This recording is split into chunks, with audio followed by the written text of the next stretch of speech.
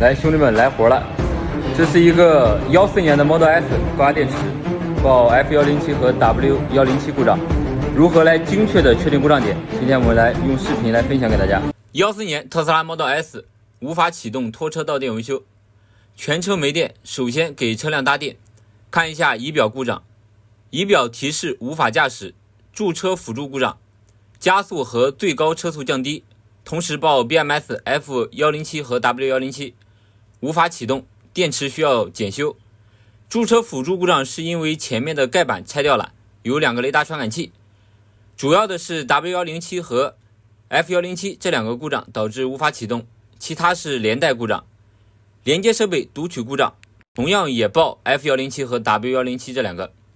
查询107的含义是电池管理系统检测到不准确的模组电压，模组向 BMS 报告了不准确的电压值，也就是单体电池采样出了问题。查看单体电池电压，最高是 3.95， 最低是 3.94， 总电压378伏，这个显示的数据流正常，但是电池肯定有问题才报107故障。我们把电池拆卸下来，检测模组到底哪个存在问题。接下来对车辆安全断电，断开电池负极，断开维修开关，把电池包螺丝拆了，举升车辆拆下电池包，这是拆卸下来的高压电池，左侧是高压正负极接口，右侧是低压通讯接口。我们先使用朗人12 Pro， 采用跳线的方式，参照接线图接线，给设备供电，离车读取电池包所有单体的电压值。第一个单体电池会由 3.883 跳变到 3.941， 其他电池电压都显示正常。接下来分解电池包，检查第一个单体。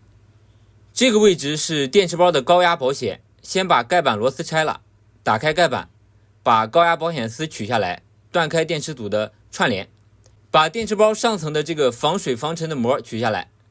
接下来进入打螺丝环节，把电池上层盖板的螺丝全部拆掉。电池上盖是打了密封胶的，用铲刀沿着上盖和壳体的缝隙慢慢剔开。先拆这个小盖子，剔开小盖子的胶，把小盖取下来，然后再把大的盖子拆下来。这个过程比较耗时耗力。拆下盖板之后，就可以看到里面的电池模组，一共是16个模组。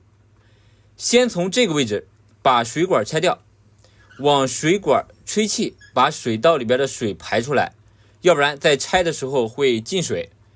这16个模组的排列是有顺序的，模组的排列顺序如图，8号和9号模组是罗列起来的，上面是9号，下面是8号。我们把刚才数据流出问题的1号模组拆下来，检查它的电芯和采集板，没有发现问题，说明朗人12采集的这个数据流也不能当做故障判断的依据，因为电池没有负载，静态读的数据流不一定准确。接下来讲一下怎么精准锁定故障点。这个是电池管理电脑 BMS， 这个插头是 BMS 连接采集器的插头，把它拔掉，把采集器的插头对插连接到特斯拉 BMS 检测设备上，点击 Overall 整体测试，把16个模组的单体进行负载测试。可以看到10号模组的压差负载之后达到了1301毫伏，其他模组压差大概是在76毫伏左右。接着对所有模组进行内阻测试，10号模组的第5个电池内阻达到 12.35 毫欧，其他正常都在 0.4 或者 0.5 毫欧。单独对这个10号模组测试，第5组电池内阻确实存在问题，其他都是 0.5 左右。我们把10号模组拆卸出来，检查是采集板的问题还是电池芯有问题。观察发现这个 CR6 的电容存在问题，这个是在第5组电池的采样电路上。把采集板拆卸下来，把这个电容重新焊接回去，把电池组装回去，连接设备，重新读取电池包内阻，10号电池的内阻恢复正常。对电池组进行整体负载测试，压差在100毫伏，整体一致没问题。把电池包装回，电池先不要打胶密封，先接到车上，连接高压和低压通讯接口测试。